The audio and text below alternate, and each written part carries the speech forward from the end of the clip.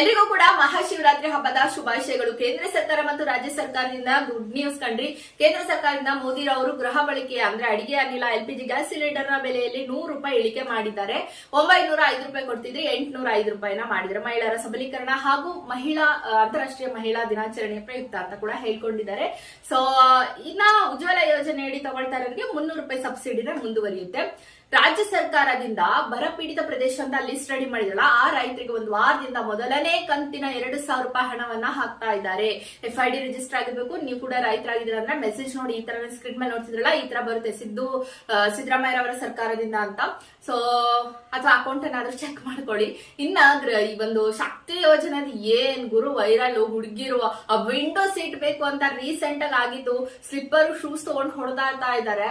ಇವ್ರು ಹಿಂಗ್ ಮಾಡ್ಕೊಂಡ್ರೆ ಹೈಕೋರ್ಟ್ ಮೆಟ್ಲಂತೂ ಏರಿತ್ತು. ಹಿಂಗ್ ಮಾಡಿದ್ರೆ ಅತಿ ಶೀಘ್ರದಲ್ಲಿ ಇವರೇ ಕ್ಯಾನ್ಸಲ್ ಮಾಡ್ಕೊಳ್ಳೋದು ಗ್ಯಾರಂಟಿ ಅನ್ಸುತ್ತೆ. ಸಿದ್ದು ಸೌದಿರವರು ಕೂಡ ವಿಧಾನಸೌಧ ಕಲಾಪದಲ್ಲಿ ಕೇಳಿದ್ರು, ಒಂದು ಬಸ್ಸಲ್ಲಿ 55 ಜನ ಲಿಮಿಟ್ ಆದ್ರೂ ಇರ್ಬೇಕು, 150-200 ಜನ ಹೋಗ್ತಾರಲ್ಲ ಹೆಂಗಿದು ಅಂತ. ನೀವು ಅಬ್ಸರ್ವ್ ಮಾಡಿದ್ರ ಬಸ್ ಸಂಖ್ಯೆ ಕಡಿಮೆ ಆಗಿದೆ, 10 ಸಂಖ್ಯೆ ಹೆಚ್ಚಾಗಿದೆ. ಇದೇ ಇದಕ್ಕೆ ಪ್ರಾಬ್ಲಮ್ ಅಂತ ಹೇಳ್ಬೋದು. ಮತ್ತೆ ಅಪ್ಡೇಟ್ ಸಿಕ್ತು ಅಂದ್ರೆ ಹೇಳ್ತೀನಿ. Thank you.